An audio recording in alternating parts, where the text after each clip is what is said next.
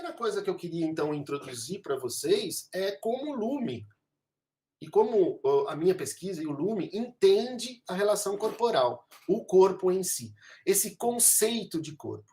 É muito difícil a gente falar sobre o conceito de corpo, porque parece que corpo não precisa da gente ter um conceito sobre ele, né? Ah, o meu corpo já está aqui, é o meu corpo e etc. Mas o corpo ele é muito problematizado em toda a história do teatro, da dança e também da filosofia, né? É muito claro que por exemplo, toda a obra do Foucault ele se baseia nesses atravessamentos do poder no corpo, com o corpo, sobre o corpo. E é claro que a dança, o teatro, a performance, que são os nossos focos de investimento de pesquisa, eles também trabalham com essa relação com o corpo. É muito claro a gente pensar, e dentro, inclusive, da área de artes, é muito claro a gente ter um pensamento do corpo instrumental, né? O corpo como instrumento do trabalho do ator. Até hoje, se eu chego para alunos de pós-graduação mesmo e pergunto para eles, ou faço a afirmação, o corpo é um instrumento do trabalho do ator, do dançarino, do performer, parece uma questão óbvia e todo mundo fala sim, é óbvio que é. O corpo é um instrumento do trabalho. Mas essa visão de corpo instrumental é um problema. Porque se a gente for pensar na definição simples do que seja um instrumento ele serve para potencializar alguma coisa. Então, por exemplo, um martelo serve para eu potencializar a força de eu pregar um prego na parede, porque eu não consigo pregar um prego na parede com a mão. Eu não consigo correr daqui até São Paulo, então eu uso um instrumento que se chama carro para eu ir até São Paulo. Ou seja, o carro potencializa a minha capacidade de locomoção, o martelo potencializa a minha capacidade muscular, e etc., e assim por diante. Ou seja, todo instrumento é um potencializador de algo que nós, enquanto seres humanos, não conseguimos, até conseguimos, eu consigo ir daqui até São Paulo, mas não com essa velocidade. Ou um outro instrumento também que potencializa a minha capacidade de cálculo. Por exemplo, qual é a raiz cúbica de 722? É muito raro a gente saber de cabeça isso. Mas se a gente tiver um instrumento chamado calculadora, a gente rapidamente consegue, que potencializa a minha capacidade de pensamento racional, de pensamento de cálculo. Bom, então, como primeira conceituação de instrumento, é algo que capacita ou intensifica alguma faculdade que eu tenho. Só que tem uma questão também na questão do instrumento, que é assim, o instrumento ele só tem sentido de existência se ele está sendo usado, né? Falando simplesmente. Você não anda com um martelo no bolso e fica usando ele o tempo todo. Você até chega em São Paulo de carro, e eu falo São Paulo porque Campinas é próximo de São Paulo, estou falando de Campinas, a gente chega em São Paulo de carro mais rápido, mas quando eu chego no meu lugar, eu preciso guardar o carro em algum lugar, porque ele não serve para mais nada. O carro, o martelo em si, não serve para nada. O carro em si não serve para nada. A calculadora em si não serve para nada. Ela só serve em relação a um uso que você faz de qualquer tipo de instrumento. Ora, se a gente tem essa noção do corpo como instrumento, é um problema sério que acontece. Porque se o corpo é instrumento, esse instrumento é algo que potencializa uma capacidade e é algo que só é usado e só é útil quando é usado por alguma coisa ou por alguém, então a grande pergunta que se faz é: quem usa esse corpo? Já que ele é um instrumento, o que ele potencializa? São duas perguntas muito complexas, porque qualquer coisa que você responde, e já me responderam, quem usa o corpo? Eu. Quem usa o corpo? A minha mente. Quem usa o corpo? A minha alma. Quem usa o corpo? O personagem. Sempre e qualquer coisa que você responda, acontece uma cisão. É o corpo e alguma coisa, né?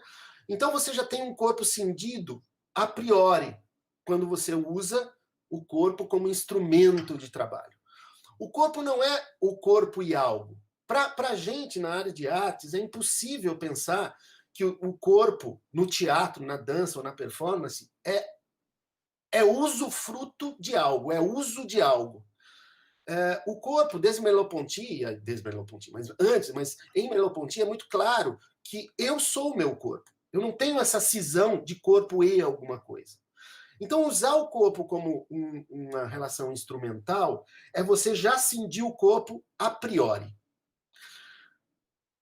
O problema dessa questão da cisão não é um problema. O problema dela é que ela já vem sendo tratada, já vem sendo pressionada conceitualmente desde a Grécia. Então a gente tem lá na Grécia o Fédon, por exemplo, a obra Fédon, que é quando o Sócrates vai tomar cicuta e chama os seus amigos porque ele vai morrer e ele foi condenado à morte para tomar cicuta, e ele vai discutir essa obra do Platão, é discutir um pouco sobre o que é o corpo, o que é a morte, etc. O próprio Sócrates, o Platão no caso, mas na voz do Platão, vai dizer: ainda bem que eu vou morrer, porque finalmente eu vou me livrar desse fardo pesado que é o corpo. Desde lá, você já tem uma cisão entre um mundo mundano e um mundo ideal. Então você já tem essa cisão onde o corpo ideal é um corpo que não é esse corpo mundano, é um outro corpo. Claro, isso é um exemplo. Um outro exemplo, passando para a história, um exemplo que a gente pode chegar na Idade Média. A Idade Média, a gente tinha uma ditadura religiosa, onde o corpo ele já atingia um outro estágio, porque ele não era mundano, ele não era menor em relação ao ideal, mas ele era sagrado, mas era um corpo sagrado que, de certa forma, tinha um uso moral. Ou seja, se você usa esse corpo bem, se você usa isso que é sagrado bem, você vai para o céu. Se você não usa muito bem, você vai para o inferno. Então, na verdade, você também tem uma cisão entre, porque o que importa nesse tipo de pensamento é o pós-morte, porque é lá que você vai chegar, é lá o objetivo de chegada. A alma, como vida eterna, seja no céu ou seja no inferno, dependendo de como você usa o seu corpo aqui. Então você tem uma outra cisão entre corpo e alma, e também tem uma ode à morte, no sentido de que o que interessa não é o que você vive aqui, mas como você vive aqui, porque o que interessa realmente é o depois da morte. Então, é uma outra qualidade, vamos dizer, de cisão, é uma outra forma de pensar o corpo cindido, mas pensa-se o corpo cindido. Então a gente não teve grandes mudanças. E até que a gente chega um pouco mais no iluminismo, na idade mais contemporânea, na idade mais moderna, mais precisamente, onde você tem uma cisão aí muito mais racional, feita por Descartes, que cinde o corpo em pensamento e corpo, em uma res cogita e numa res extensa. O corpo como extensão desse pensamento. Eu penso, logo existo. Não quero aqui falar mal de Descartes, não, ele só chegou a essa conclusão porque ele duvidou de tudo, e duvidar na época dele era um ato revolucionário, então a gente precisa colocar isso. Mas ele colocou essa cisão entre a existência vinculada ao pensamento e uma existência e uma extensão desse pensamento que seria o corpo. Então, a gente também tem essa cisão. Eu estou fazendo, não é uma linha histórica, são 3 exemplos de 3 épocas diferentes que nos mostram que a resposta, quando eu respondo o corpo é um instrumento de trabalho do ator, e eu penso esse corpo cindido, isso já é um pressionamento histórico do conceito de corpo. Onde, desde a Grécia, passando pela Idade Média, passando por Descartes, a gente tem esse corpo cindido.